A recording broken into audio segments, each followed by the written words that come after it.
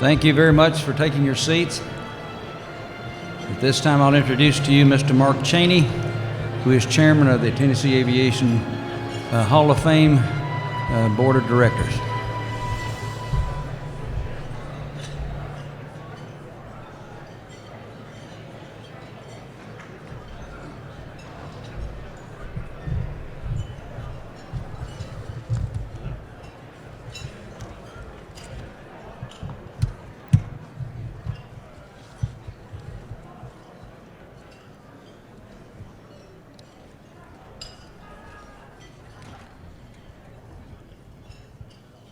Well, good evening, everyone, and welcome to the 22nd Annual Tennessee Aviation Hall of Fame Gala and Inductions Ceremony. It is the largest formal aviation event in our great state. No, it's not an air show, but it's the only place where incredible people like the five you will meet tonight can receive the highest aviation honor, to be inducted as a member of Tennessee's official Aviation Hall of Fame. I know you will all enjoy our program tonight. I want to share with you that we lost one of our Hall of Fame members, Rear Admiral Jimmy Taylor, on July 11th, 2023, at age 89. Admiral Taylor attended the University of Tennessee, Middle Tennessee, and San Diego State Universities. He had a career that spanned 3 decades. He flew F-8 Crusaders and F-14 Tomcats from most of the aircraft carriers in the Navy. He was the Chief of Naval Air Training, responsible for all aircraft training in the Navy, Marine Corps, and Coast Guard. This included the Blue Angels, which he also flew with them. He retired after 34 years in 1991 and served as Vice President and Vice Chairman for the Pensacola Area Chamber of Commerce Armed Services Division. He was enshrined in the Tennessee Aviation Hall of Fame in 2013. We are glad that the following members of his family have joined us tonight: Judge Royce and Susan Taylor, along with Tracy Taylor and her husband, Alex Conde. Please join me in a moment of silence to honor his memory.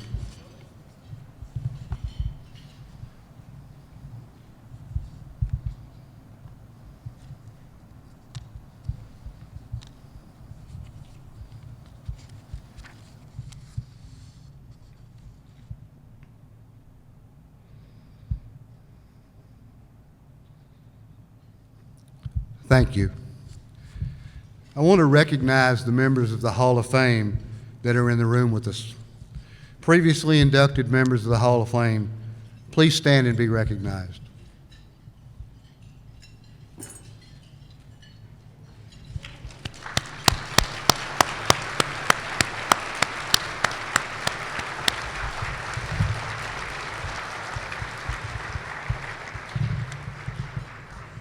Thank you all for being with us tonight.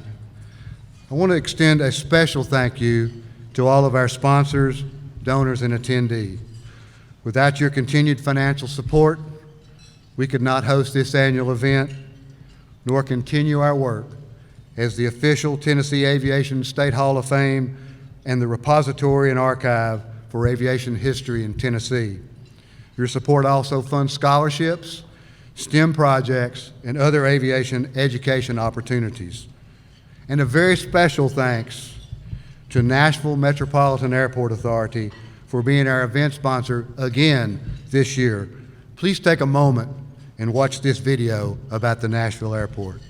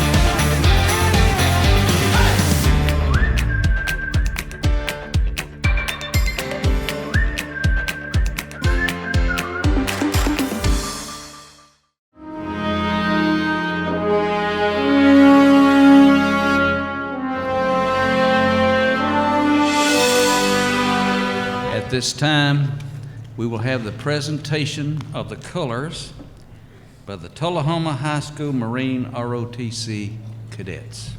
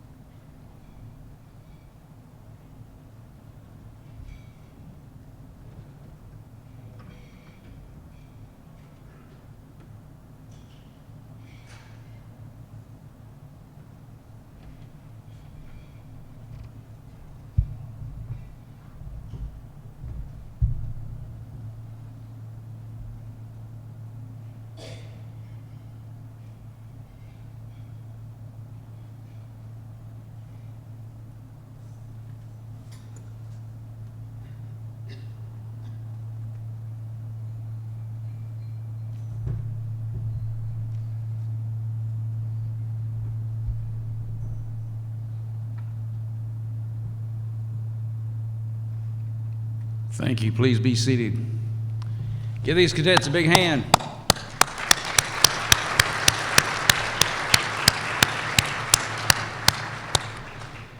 At this time, we begin the proceedings to induct these folks into the Hall of Fame. I would like to ask Bobby Joslin, Bill Marrison, Derek Rowe to come up on the stage and be seated.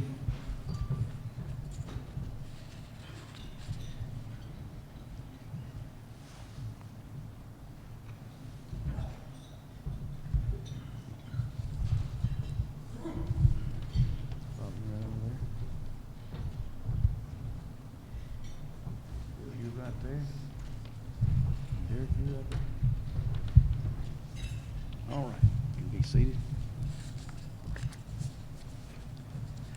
So we begin the induction ceremony. We will begin with our posthumous induction.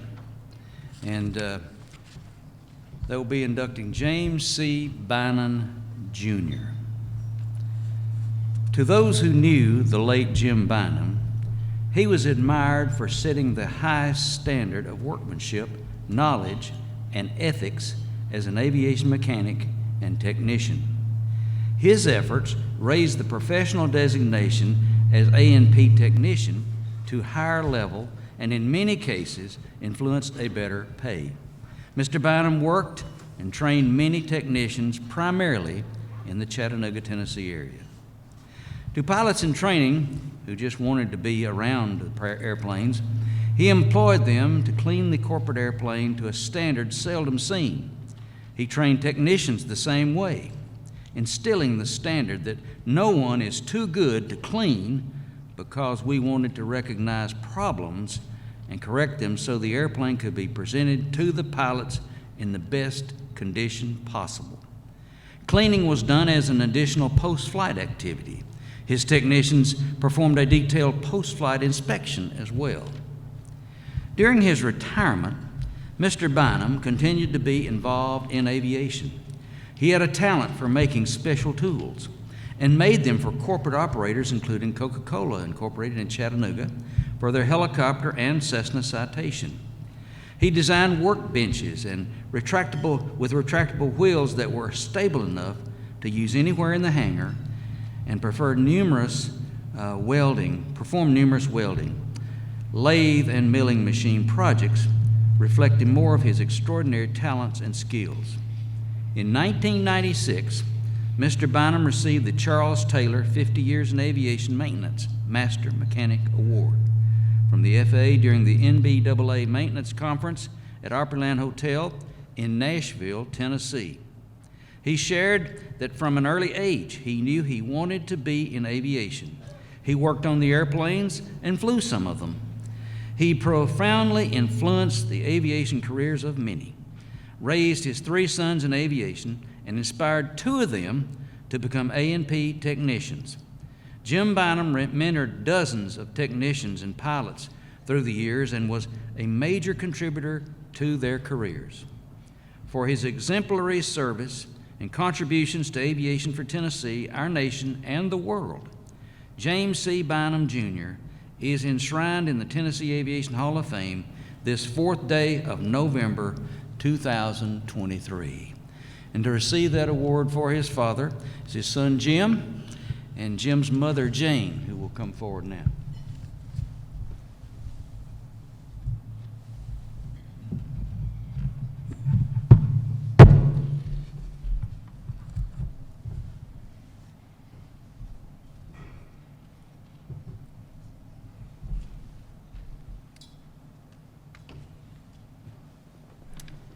And Jim is going to drape his mother with his medallion.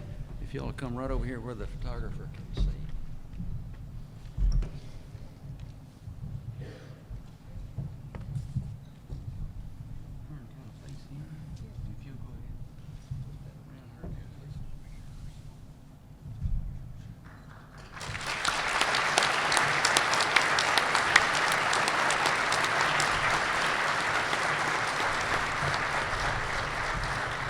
And now both of them have a word or two to say.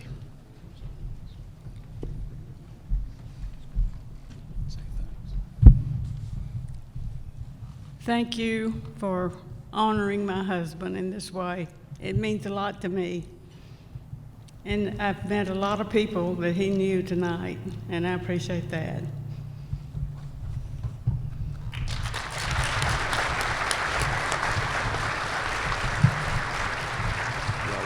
Get this. Okay. Go lead.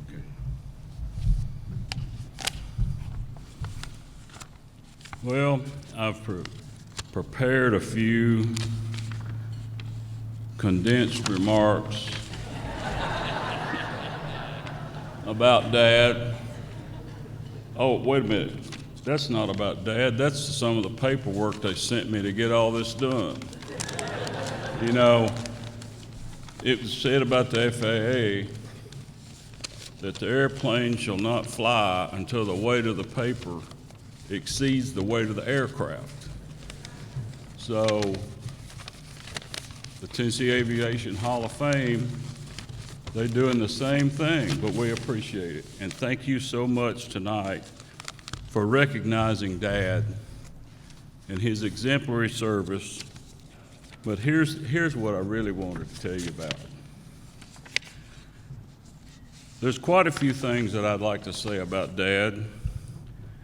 First of all, he was a wonderful dad. He raised us to be good men, and he was a man's man. My mom, who supported Dad through long days and short nights, we appreciate her too. And she's a living example that there is life after aviation. They were married 64 years. Dad worked those long hours to ensure a safe airplane for the pilots and the passengers, and especially so it could be ready for the next flight. Corporate aviation is rather demanding. So he was a teacher and a recruiter for the field of aviation. And Dad was very accomplished in areas of maintenance and fabrication with a deep understanding of the task at hand. One of the things that I always admired about him was that he always kept a sharp knife. Now, it's kind of hard to keep a sharp pocket knife, but he kept a knife so sharp that he wore the blades down so that they were so thin you could use them for a toothpick. And I've seen it done many times. He kept them sharp. He also, as was mentioned earlier, could pick up a welded torch or a stick welder or whatever needed to be welded after 6 or 8 months of not welding and make a perfect weld. He could run the machines, the milling machine, the lathe. One of the other things I admired about him, being a man's man, is he could always use a hacksaw, and it always looked like a machine cut it off instead of somebody that just cut it and then you had to spend 20 minutes on the grinder trying to get it straight. It was always straight. So the other thing, and the primary thing for aviation, besides being such a perfectionist and wanting to do everything right and have impeccable integrity, is that he always was promoting aviation, and he guided pilots. He would hire a pilot, a pilot that wanted to be a pilot or was in training, to come and clean the airplane so they could see what all went on besides what was in the cockpit. So there's also a couple of guys here tonight that he heavily influenced, and I'd like to turn it over to them for a couple of minutes. Mark Cheney and Mr. Tips, would you please come and just say a couple of words about Dad?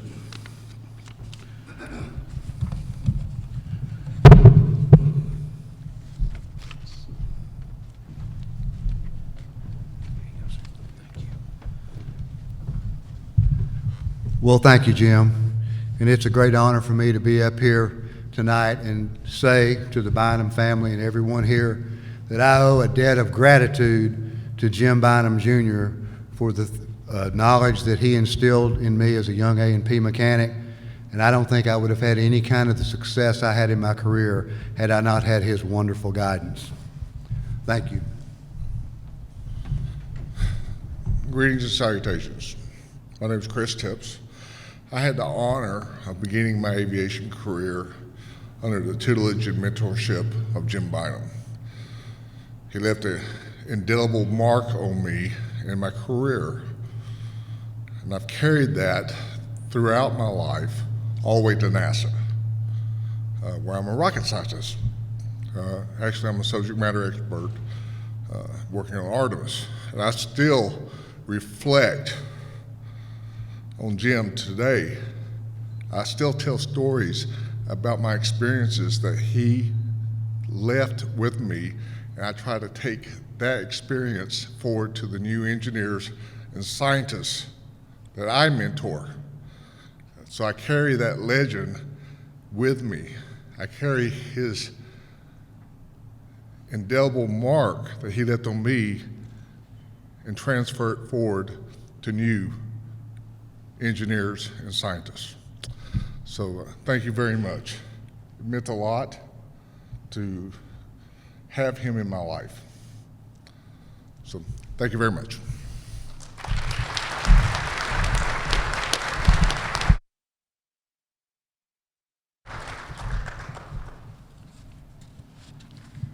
Our next inductee is Robert Bobby J. Joslin, Jr.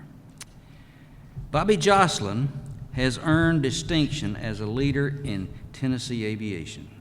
He was born and raised in Nashville and attended Cone High School, which is now Pearl Cone, and after high school, Bobby was drafted into the U.S. Army, where he served our country for 3 years. That's where his love for flying began. While serving, Bobby came home to Nashville for Christmas and took his first flying lesson at B&A on December 28, 1972. That lesson would turn into what became Bobby's lifelong hobby and passion, aviation. Bobby attended Middle Tennessee State University with a GI Bill, $3,000 in savings, and a loan from Third National Bank. Joslin launched his business that became a multi-million-dollar enterprise, Joslin & Son Signs, a premier, well-known custom signage company. The financial success of his developing business also allowed Bobby to pursue his aviation career. On March 18, 1983, he attained his private pilot's license. Since then, he has earned FA ratings in the instrument, commercial, multi-engine, CFI, instrument instructor, ATP, and Cirrus standardized instructor. He has used these certifications to guide and motivate future generations. He has trained hundreds of students since that first flight lesson years ago. Bobby has accumulated well over 5,000 hours of flight time and flown more than 40 different types of aircraft. His favorite is the pressurized Beechcraft Baron. Bobby Joslin is a long-serving member on the B&A Board of Commissioners. He was first appointed on April 21, 2009 by former Mayor Carl Dean and subsequently reappointed by several mayors. Joslin's leadership on the B&A Board has been instrumental in the growth of Nashville International Airport. He served as the chair to kick off B&A Vision, a $1.5 billion dynamic growth and expansion plan designed to respond to Nashville's growth and maintain B&A as a world-class airport. B&A has had over 88 million enplanements and over 176 million passengers since 2009. Bobby Joslin has flown numerous charitable angel flights, providing free critical air transportation for patients in need of special medical care. For his exemplary service and extraordinary contributions to aviation, Robert Bobby Joslin, Jr. is enshrined in the Tennessee Aviation Hall of Fame on this 4th day of November, 2023. So, Bobby.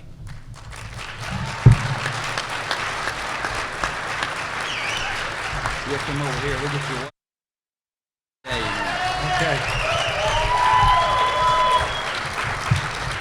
And we're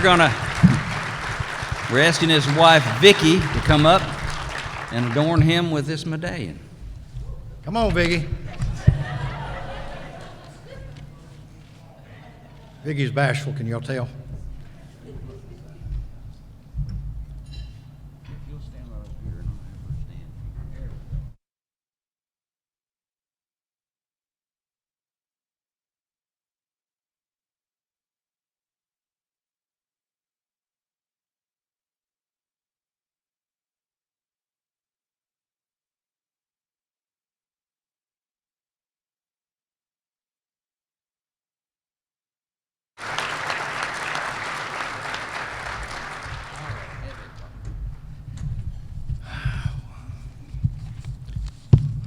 Kayla, what are you laughing at?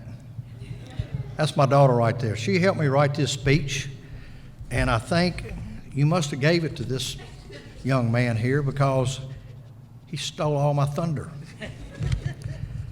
I can't thank you guys enough for being a part and enshrined into this wonderful organization. It is truly, truly a humbling experience. I had no idea what this group was all about. Go to their website. When you start looking back at the history of the former recipients, it's impressive. It's who's who in aviation in Nashville, Tennessee. And I have flown with so many in this group right here. It is just, it's amazing. And I just got a couple little short stories that I can share, maybe a couple little laughs. Let's see here.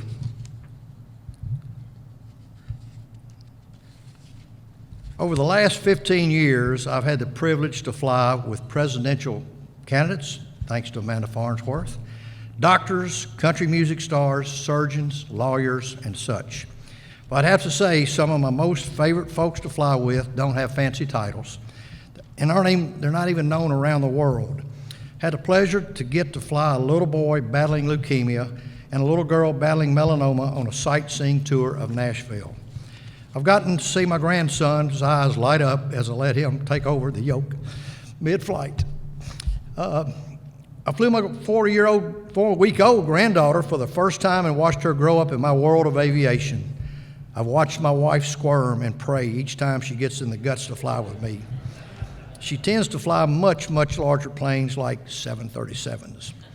I've had the joy of flying a friend's young daughter to Texas for summer camp that specialized in welcoming children with a rare disease that she had.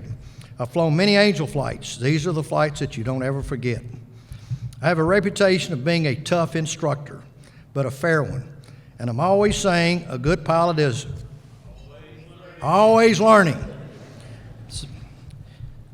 For years, I've had the hankering to learn how to fly the popular L-39 Czechoslovakian fighter jet. Well, I'm proud to say my dream has come true. 3 weeks ago, I flew to LaGrange, Georgia, and began my training in the L-39. It was truly the most exhilarating experience of my life. It also may cost me a divorce or a funeral, but it was a lifelong dream of mine. 71 years old, learning to fly a fighter jet. I must be nuts, but we already know that, don't we, Doug? I'm never too prideful to laugh at myself and share a little story so you can laugh too. One day I was conducting a training mission with a student near Smyrna, and I simulated loss of electric and radio systems. I wanted the student to learn how to fly back to basic flying. No iPads, no GPS. So we flew around for a while, and all of a sudden Smyrna ATC calls my tail number out.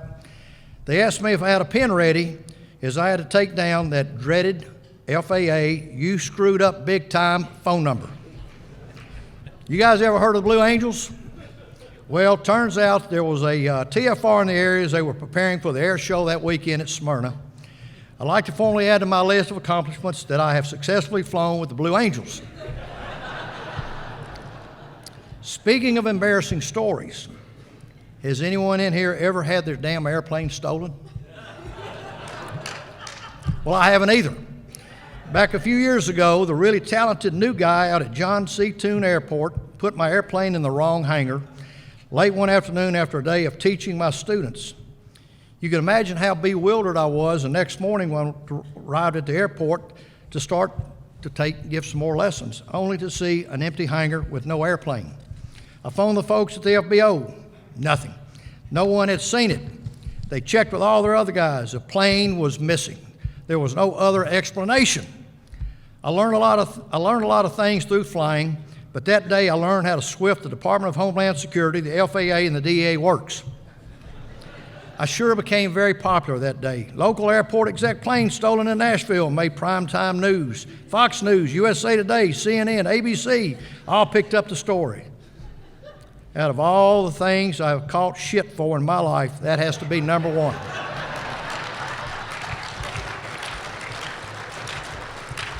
I remember Doug was really ticked off at the people at the FBO, and so was I. How embarrassing, right, Doug? National news, BNA, John C. Toon Airport's not what I was looking for. Flying has been giving me so much more than a hobby. It has opened doors and opportunities that I would have never imagined. I've made lifelong friends, and I'm so proud that I have also helped create lifelong aviators. Let's see here. My friends at BNA are the very, very best. We've gone through so much in my nearly 15 years on the board. I've served alongside some of the greatest board members, the employees that truly care about this city and this state of ours. It's not typical to brag. It's not typical one to brag, but you know what they say about pilots. I'd like to share some stories and some facts with you about what's happened the last 15 years. I have been appointed and reappointed 5 times by 3 different mayors and the Speaker of the House of Representatives. Yearly passenger count has grown from 9 million to 24 million. We moved from 10 all the way to 20 air carriers, and we have a much more coming this next year. We've increased our assets from a measly $600 million to $3.3 billion in 15 years. It's unbelievable. And that's to the leadership that we have, Robert, Doug, and let's see. We are sending people all across the whole world now more than ever. We used to have 2 international flights 15 years ago. Now we have 7 and more to come. You used to hear 360 takeoffs and landings a day out of BNA. Now you get to hear that beautiful music of 600 every day. Neighbors love us. Southwest Airlines used to fly 47 nonstop flights out of BNA. By June of 2024, they will be flying 154 nonstop flights, which is unbelievable for this city and this state. No matter how impressive the numbers and stats are, traveling through BNA is a completely different experience than it was 15 years ago.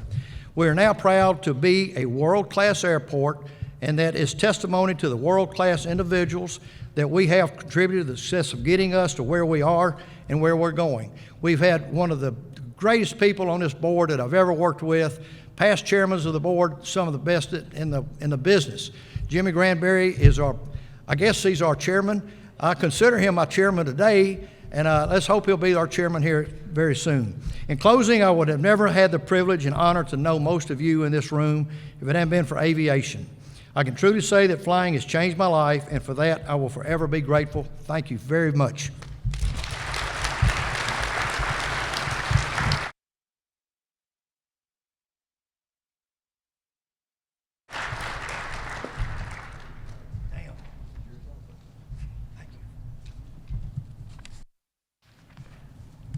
Our next inductee is my good friend, Marrison. Nashville native Bill Marrison graduated from Embry Aeronautical University in December of 1969 and began his career as an administrative assistant at Nashville's Berry Field in January of 1970. In August of 1974, he was named airport manager for the Jackson-Madison County Airport in Jackson, Tennessee, where he served until July 1982. He then moved to Knoxville's McGee-Tyson Airport, where he served as Senior Vice President of Airport Operations until he was named President of the Knoxville Metropolitan Airport Authority in 2001. He retired 22 years later.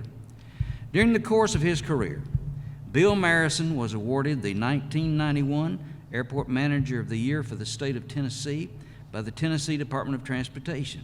In 1985, he was honored with a distinguished contribution to the nation's energy efficiency awarded by the United States Department of Energy. And in 2011, the AAAE Distinguished Bill earned the Tennessee Aeronautics Commission Award of Excellence for his career contributions to aviation in 2015. Bill Marrison has shared his leadership abilities with many in the industry, community, and state organizations. Former President, Tennessee Association of Air Carrier Airports, past chairman of the Blount County Chamber of Commerce, the Blount County Board of Zoning Appeals, and chairman of the Board of National Sales Skies Alliance, a member of the 9 Counties One Vision Mass Transit Rail Buses Task Force, 1999 to 2000. Past president of Kiwanis International, in Maryville, Tennessee. A leadership Blunt and leadership Knoxville alumni and past president of Southeast Chapter of the American Association of Airport Executives. For his extraordinary service and contributions to aviation for Tennessee, our nation, and the world, William F. Marrison is enshrined in the Tennessee Aviation Hall of Fame this 4th day of November 2023. Here.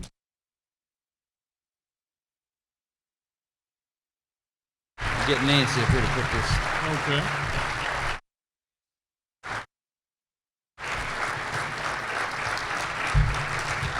Nancy? Oh, they're still clapping. Huh? They're still clapping. Yeah. Now, we're going to ask his wife Nancy to come up and adorn him with this medallion.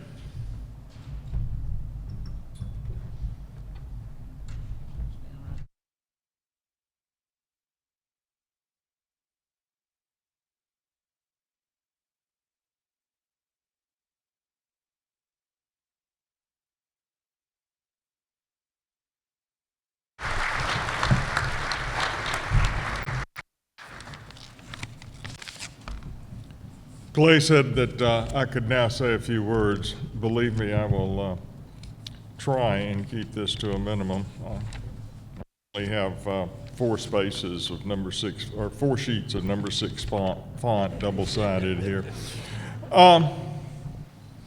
It has been the tradition of the inductees over the years that we thank the board and selection committee. First thing out, it's the first thing you do. Well, I want to tell you a little story about the board. I have been a member of the board of the Tennessee Aviation Hall of Fame for probably over 10 years. Let me explain how I got here. I knew going in it was probably a 1/10 of 1% chance that I might be nominated for this illustrious position. And I knew I would have to make the speech. So when I was a candidate for the board, that if you're a board member, you can't be appointed to the Hall of Fame. So I never will have to make the speech, right? Well, comes this year, and they changed the rules. I was coming back from our board meeting in Smyrna about halfway back to Knoxville, and it hit me. I've got to make the speech. Oh no. But bear with me as I try to get through this. I want to start by thanking the board and selection committee. We have a fine group of board members. If you haven't met them all, please get out and introduce yourselves to them. Each and every one of them have a fantastic aviation story to tell. But as good as that board is, they sure can't read the tea leaves, because I never thought I was going to be up here. So anyway, thank y'all for this great honor. I would also like to thank the family that's present tonight. They have supported me in ways that you would not believe. Growing up, my daughter, seems like my wife would be out of town for one purpose or another, and something would happen at the airport and I would be called in, and I would have no choice but to bring my little 6, 7, 8-year-old daughter with me. She has probably spent more nights in a recliner in a fire crash rescue facility than anybody else in this room. Let me tell you, it's close to the national record for that. I would also like to thank my friends that are here today, that have showed up in support of me. And I would also like to thank the Metropolitan Knoxville Airport Authority, who has done a tremendous job of straightening out all my messes. I love to tell the story that I retired, we didn't have enough parking, we didn't have enough gate space, we didn't have the terminal support facilities that we need them. And my successor came in, Patrick Wilson, took over the job and cured it all in 30 days. COVID hit. A little bit more about me. Clay did such a good job of talking about my participation in the industry over the years. But there's a couple of couple of projects I really want to talk to you about. One is how I got involved in this business. Well, I was about 12, maybe 13 years old, and my family moved to Nashville on a street called Colbert Drive.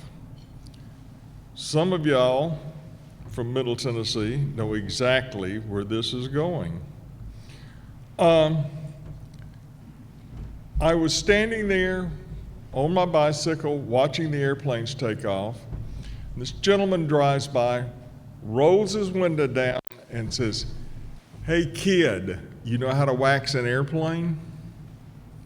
That gentleman was Bill Colbert, a 2003 inductee into this organization. And of course, the founder of Coal Mill Enterprises and the operator of Canilla Ford Airport. So I managed to work kind of on a barter system for flying time with him. My first airplane that I cleaned and waxed was a Cessna 310, so it took me about a week and a half to get all the way around that thing. I thought that was a major piece of iron by the time I got done. So anyway, I like to think that that was the way I got into the business. Now, I'm fond of saying that when Bill Colbert put me to work on that airplane, that was my first day in aviation, and I've never had to work a day since, because every day has been enjoyable because of the industry, the people, and the people like y'all. Bobby came up here and did such a fine job, and we saw the great video of what's going on at the Nashville airport. I want to tell you a real quick story about my indoctrination to airport management. I went to airport authority, or went to work for the Metropolitan Government of Nashville and Davidson County in February of 1970. Now, the airport authority wasn't commissioned until July, so I worked for the Metropolitan Nashville government for 4 months and then transitioned to the airport authority. But one of the amazing things, and one of the projects I'm really proud of to this day, was, believe it or not, in 1970, there wasn't even a fence around the Nashville airport. That was one of the projects that I was first involved with. You could come down, of course, I'm not going to ask for a show of hands, but some of y'all might remember when the terminal building in Nashville was on the west side of the airport. And you could get off of Briley Parkway, come down the airport terminal road, go around the parking lot, take a right turn on Air Cargo Boulevard, hang the next left, and you were on the ramp. There was nothing there to stop you. No gate, no guard, no fence. So that is one that I like to relate to people because of my association with the National Safe Skies Alliance that does testing and also does position papers on airport security. I know what each and every one of y'all out there that has touched an airport knows what has happened in airport security. So this does two things. It shows us the great progress that we've made to improve security at our airports and make them safe places to fly. And the second thing is, it proves I'm really, really old. I noticed on the invitation that I was cited as the lead for bringing Cirrus aircraft to Knoxville, Tennessee. Don't know if that's a real accurate description or not, but I was definitely involved. I was definitely thrilled to be a part of that. It all started in July of 2014. Dante, I'm going to get a little bit of your business with Cirrus here and talk about government relations. But one day I received a phone call from a gentleman named Jeff Smith, a former board member of the Airport Authority, and he had just returned from Oshkosh. And he goes, Bill, I met the people from Cirrus Aircraft. They're looking for a place to locate, and they are looking at Tennessee. He goes, would our West Aviation area be suited for that? I almost climbed down the telephone lines shouting, yes, yes, yes, that is exactly the type of company that we are interested in. So we went on to talk for just a little while.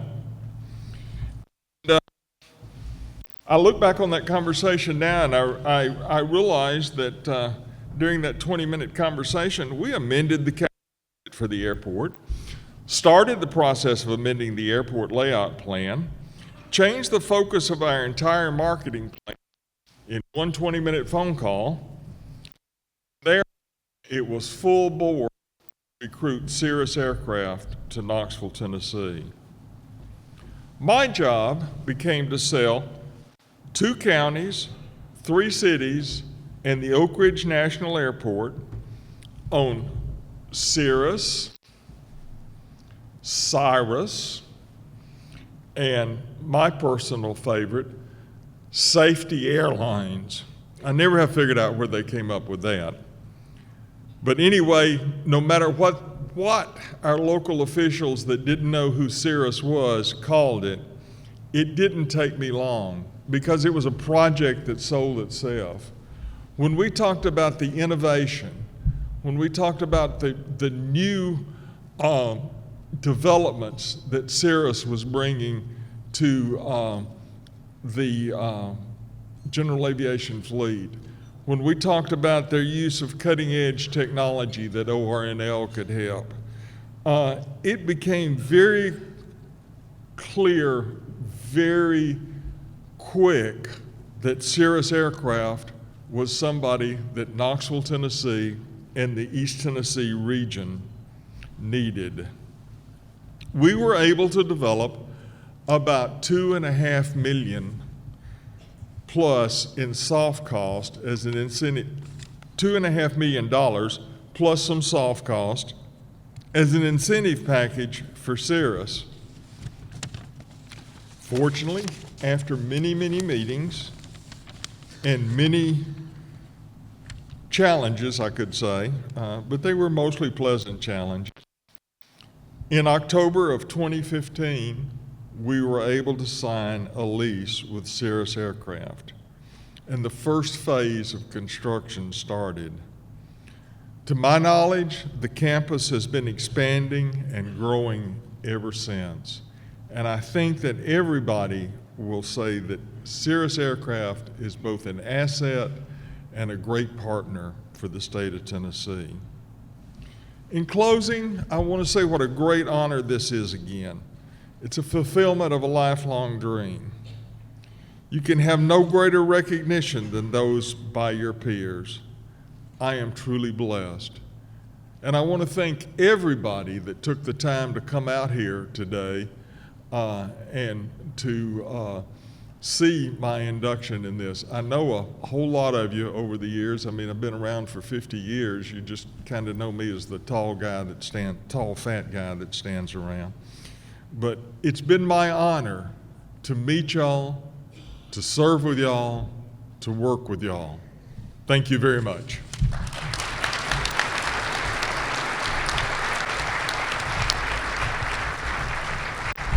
Our next inductee is Mr. Derek Rowe. Mr. Derek Rowe was born and raised in Haverfordwest, Pembrokeshire, Wales, United Kingdom. I got that right. He was one of 7 raised to understand the importance of needs, trust, and aspiration. A 16-year career as a helicopter pilot in the British Army allowed him to travel the world. He ultimately immigrated to the United States in 2013 and lives with his wife Terry in Diana, Tennessee. They have 3 sons who live and work in London, United Kingdom.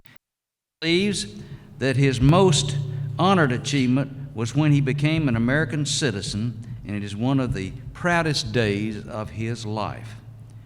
Aviation and medicine are the 2 passions that have guided his career path. Following his military service, he kept his love of flying alive by working as a CAA/JAA approved ATPL instructor, a highly experienced trainer. He currently teaches aerospace and aeronautics in Tullahoma High School in Tullahoma, Tennessee.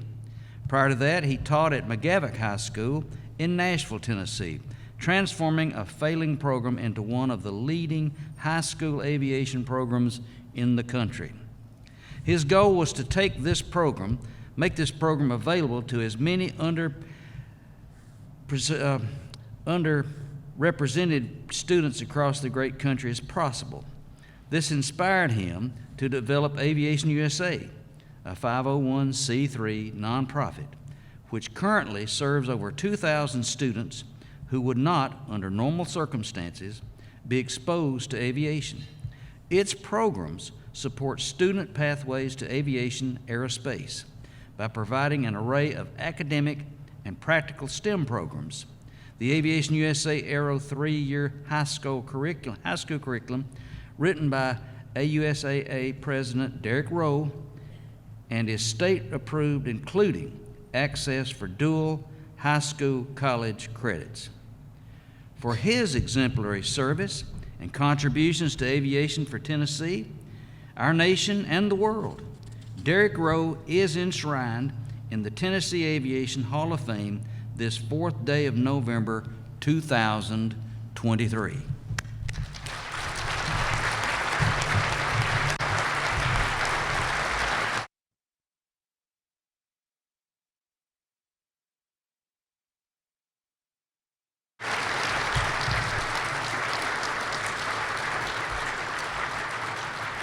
And we ask his wife Terry to come and fit the medallion to him.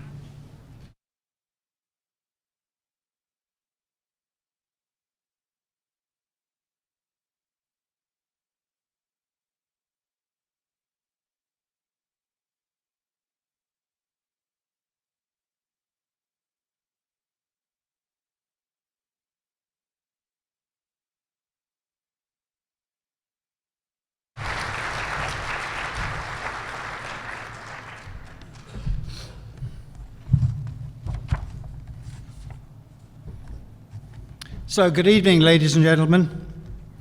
I've got some notes here just in case I forget my age and things like that. So, good evening, ladies and gentlemen, distinguished guests and fellow aviation enthusiasts and aviators. You may have noticed that I don't have an American accent, but I came as quickly as I could. I'm certain that most of you can remember the day that you decided that you wanted to be an aviator, a pilot, or even a pilot groupie, as quite a few of you are. And even if your first time in an aircraft led to you, I'm trying to think of an American term, but I'll go with a British term, tossed your cookies, so to speak. The minute you touched down, you were already, like me, obsessed with going up again. My first time in an aircraft was with the British Army. I was a young boy, very young, and I was in an organization in the United Kingdom called Army Cadets. So think JROTC here. And I had the chance to fly in a Bell 47. Now, if there are any real pilots amongst you that fly helicopters, you'll know what a Bell 47 is. If not, just think MASH helicopter.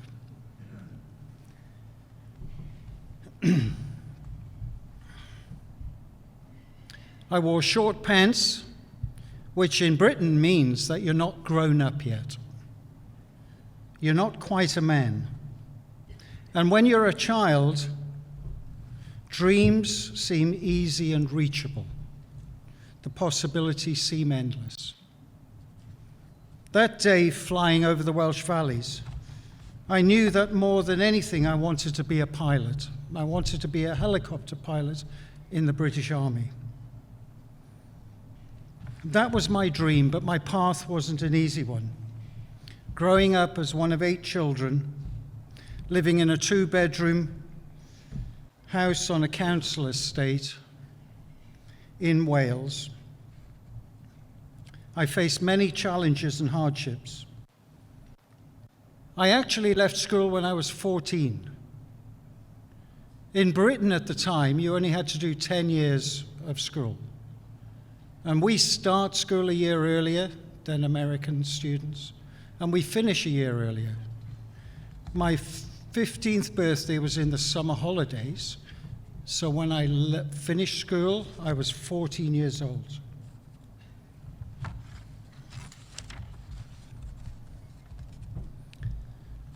When you graduate from high school in a family such as mine, you're expected to go to work.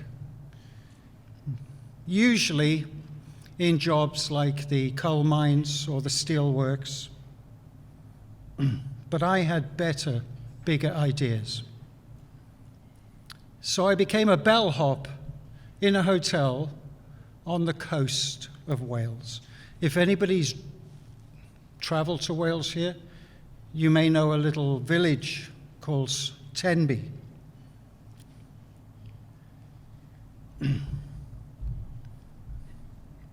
I washed cars and I ate leftovers that the cook left for me and slept on a cot under the stairs. Yes, like Harry Potter.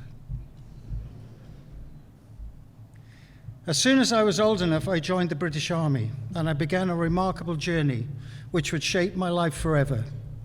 3 years later, I became an air crewman.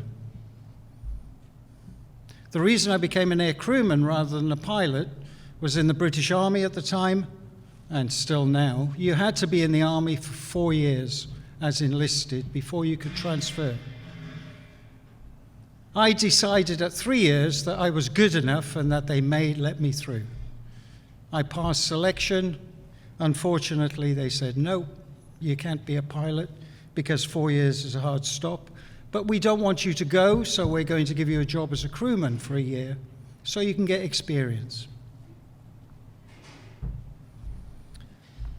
A year after that, I became a pilot. They were good for their word, and I started flying Gazelle helicopters and served in pivotal conflicts in the Falklands War and Desert Storm.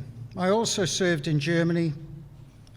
My introduction to America started when I was a young boy because we had an American Navy base just down the road from where I grew up, and all of the kids came to our schools.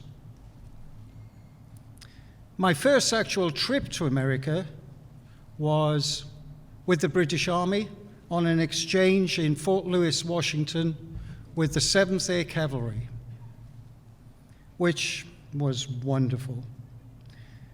I traveled to Kenya, and I can tell you, has anybody here been to Kenya? If you haven't, you have to go. As a helicopter, my job, or one of my jobs, at 6 a.m.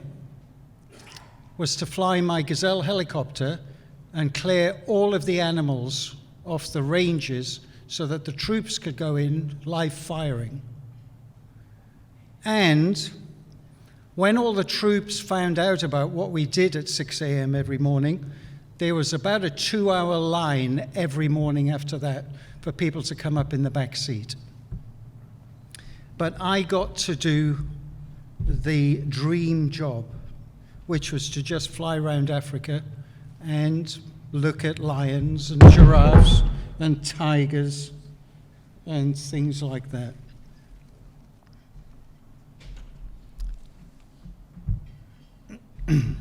After retiring from the Army, I transitioned into a new chapter of my life, a career in the medical field. I trained as a paramedic with London Ambulance and took on the role of an air ambulance pilot. It was another dream come true, combining the two things I love, flying and medicine. In 2013, my wife Terry and I made the decision to embark on a new adventure. My wife, of course, is American, and she lived in Britain for 25 years, where we met and got married, and decided that she would like to come home. And I thought, well, as I'm married to you, I might come with you. We came here, and I embarked on a new adventure and followed a chief pilot job offer for an air ambulance in the United States. It was an exciting time, and I felt incredibly lucky to find another way to extend my career in aviation. Unfortunately, 2 months after we arrived, I suffered a heart attack, and that resulted in triple bypass surgery. And of course, the loss of my flight medical. The setback was devastating. I resigned myself to finding a real job. But while I was searching, I found an advert for the position of a flight instructor at a high school in Nashville.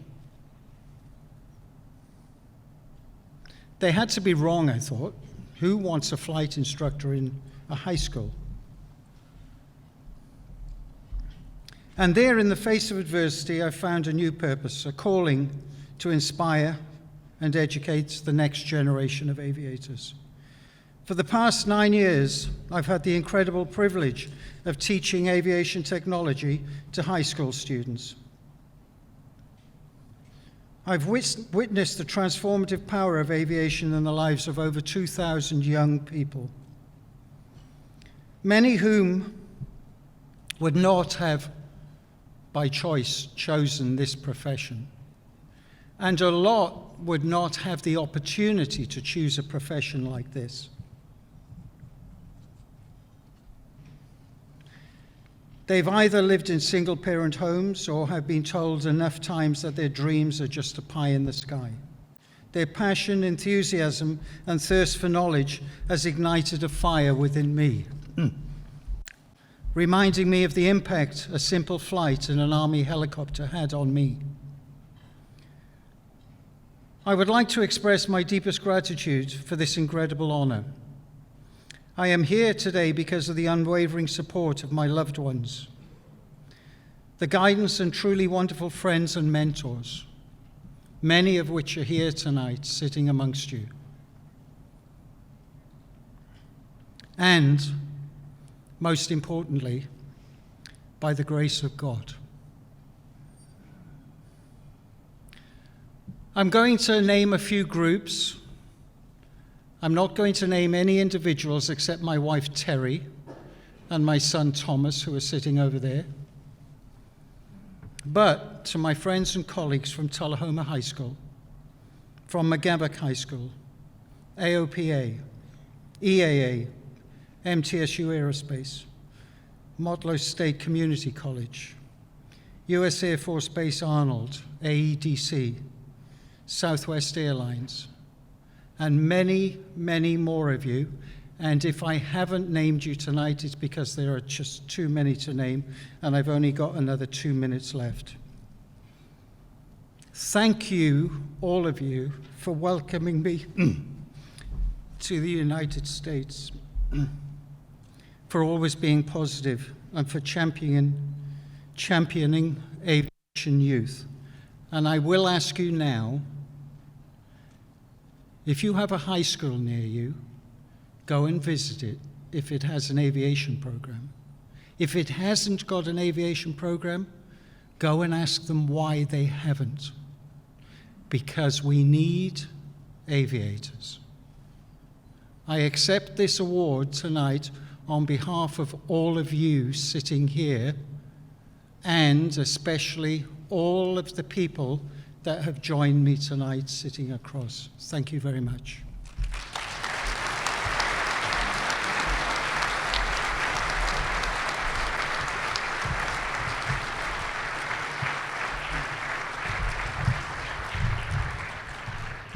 At this time, I'm going to ask Mark Cheney, if he would, come to the podium.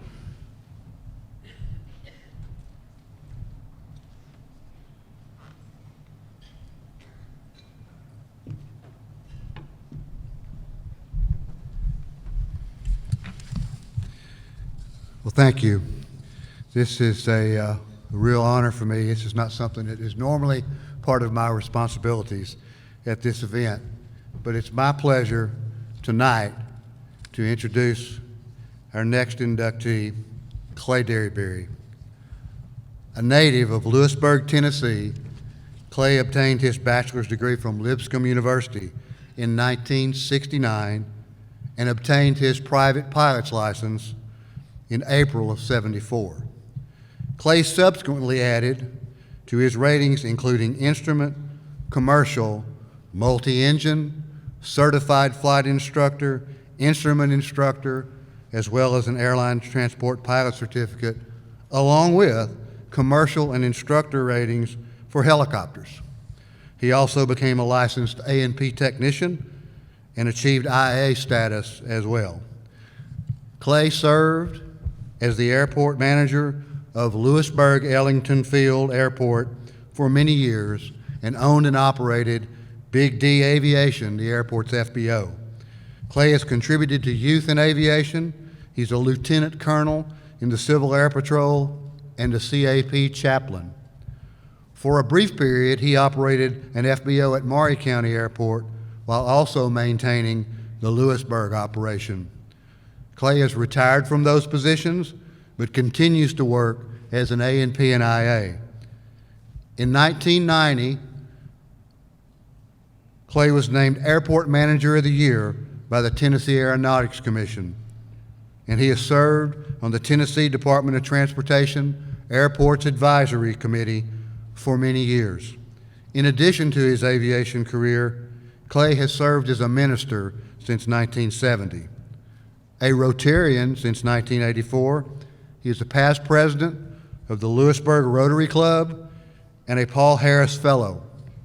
Clay is a longtime member of the Board of Directors of the Tennessee Aviation Hall of Fame and has served as MC for this annual event for many years.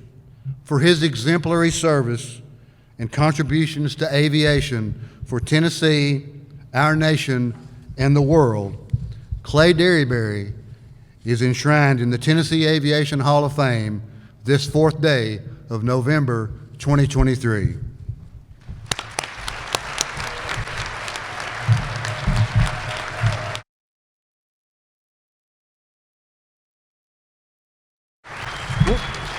And I'm going to ask his wife, Brenda Derryberry, to come and put this medallion around his neck. Too much slick stuff going on. I know it.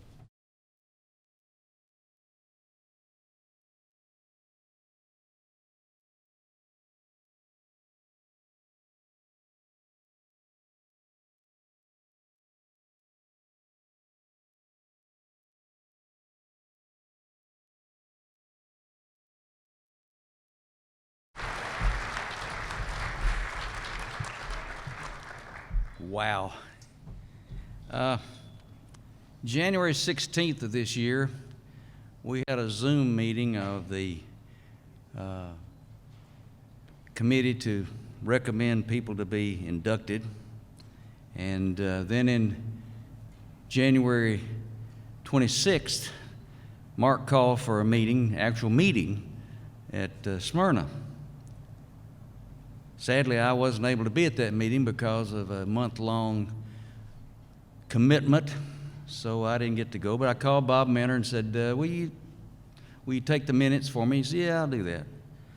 So, I don't know, a week or so later, I get this email with the minutes. And so I open it and I look at it, and down at the bottom of the list of names was my name.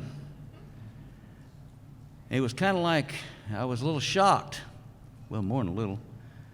I was like the contractor who was building houses. He had so many houses to build, and you know how that is now. He had so many houses to build. He had great business, but he couldn't find enough people to work. So every day he went down to the employment office to see if he could find people who wanted to work. This one day he went down there and he found these fellas. There was an Englishman and a German and a gentleman from China that had fled from the regime in China, had come to the U.S. And so he said, you guys want to work? And, oh yeah, they wanted to work. So he said, come on. So he takes them out to a site where they're building a house. And there has to be a ditch dug, but the machine can't do it because it goes through so many little trees and there's not any room. So he said, okay, you Englishman and you German, you take turns digging the ditch and laying pipe in the ditch. And he turned to the Chinese guy and he says, and you're in charge of supplies. So he said, I've got to go check on these other jobs. So he goes, checks on these other jobs, gone a little while, and he comes back. And the Englishman and the German are digging and putting pipe in the ground, and he doesn't see the Chinaman anywhere. And he says, where's the Chinaman? And the Englishman says, gee, Governor, I don't know. He was here, I better go. So he says, oh, man. So he starts out across this lot. This lot's about 2 acres. And at the back of it, there's this thicket.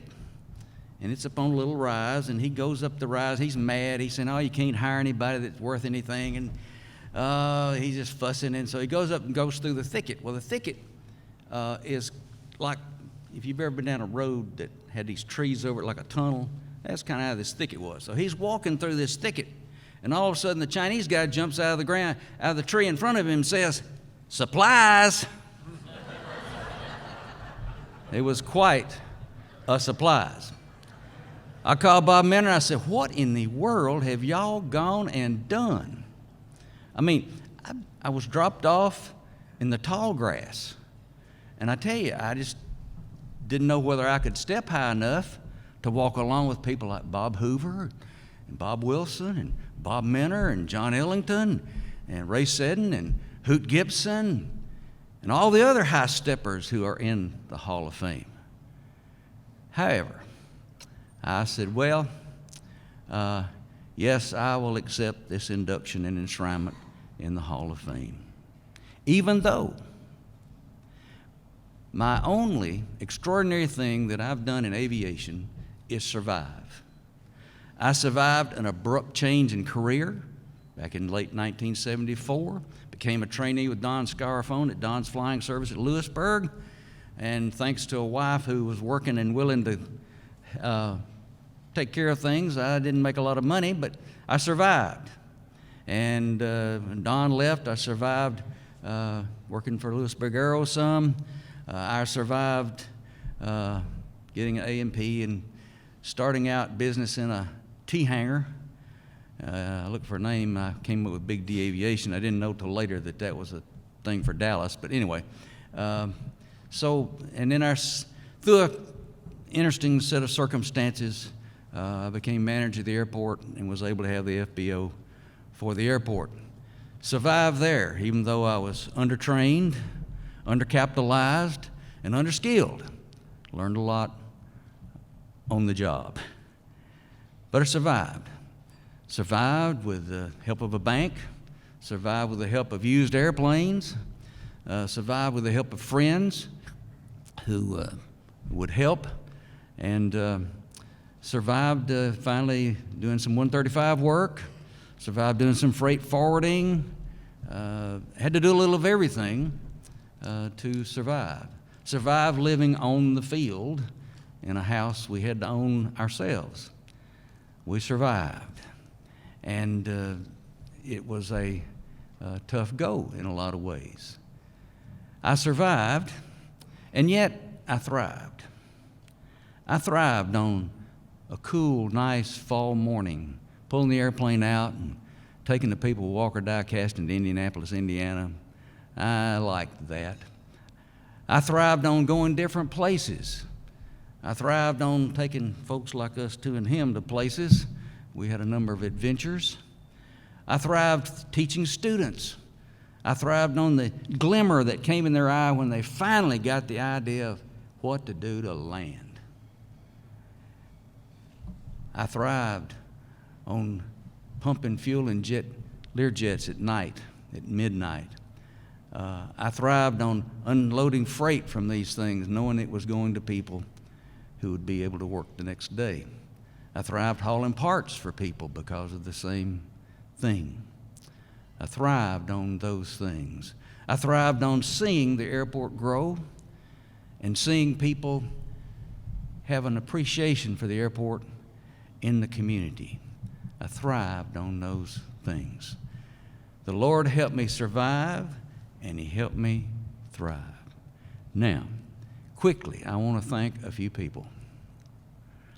When I was 7 or 8 years old, in the backyard of our house out in the country, just north of Lewisburg, I was out in the backyard and I heard this noise. And I looked up, and from over the ridge of the house came this. It was a cub. I'm assuming it was a super cub.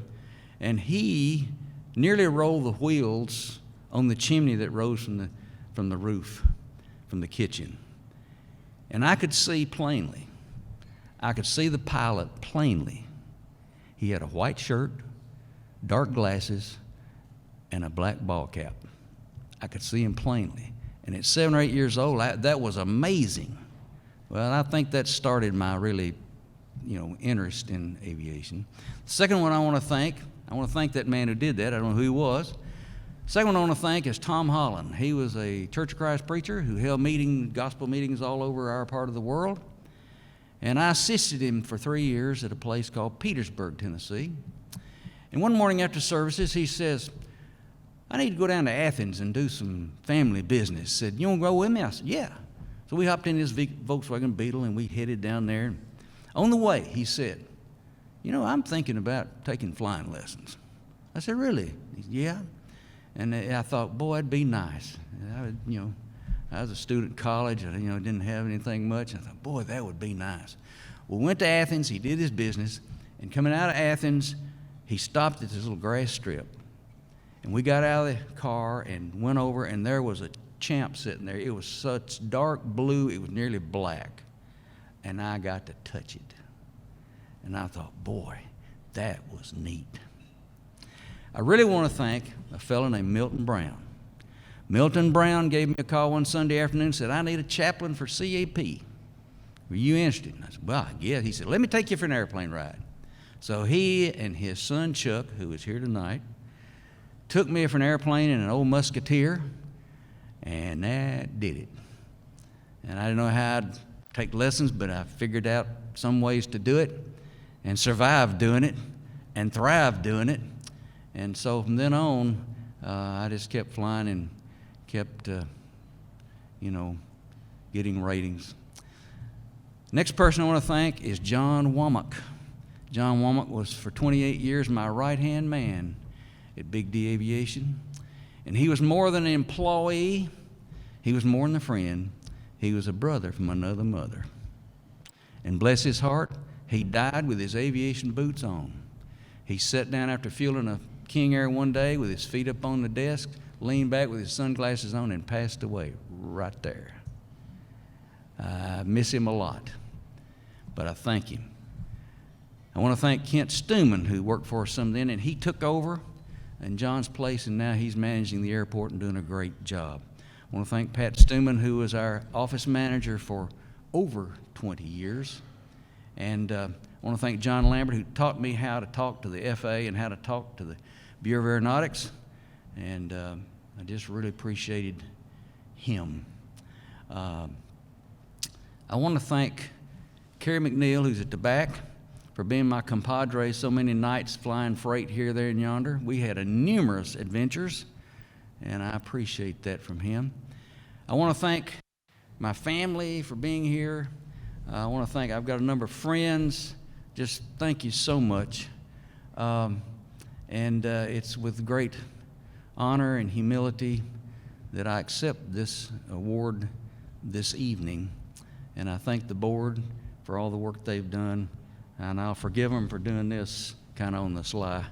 But, and I thank the Franks for doing the 50-year Wright Brothers Award. That was a complete surprise, and I looked a little dumbfounded, and I was. Thank you for that. Somebody once asked me, what is it you like about flying? And I said, it's the places I've been, the places I've ate, and the people I've met. And that's just so true. And on top of that, I just like to fly. Thank you so much for coming tonight. Thank you for this award.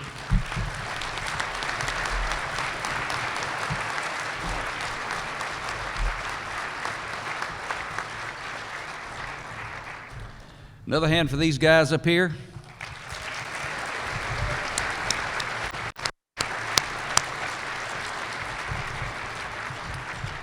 Each of them is receiving a Hall of Fame bag and a plaque that they got tonight, and appreciate them so much. Appreciate your coming. The only thing left to say is, oh, I have slipped the surly bonds of earth and danced the skies on laughter-silvered wings. Sunward I've climbed and joined the tumbling mirth of sun-split clouds, and done 100 things you have not dreamed of, wheeled and soared and swung high in the sunlit silence. Hovering there, I've chased the shouting wind along and flung my eager craft through footless halls of air. Up, up the long, delirious, burning blue, I've topped the windswept heights with easy grace, where neither lark nor even eagle flew. And while with silent, lifting mind I've trod the high untrespassed sanctity of space, put out my hand and touched the face of God.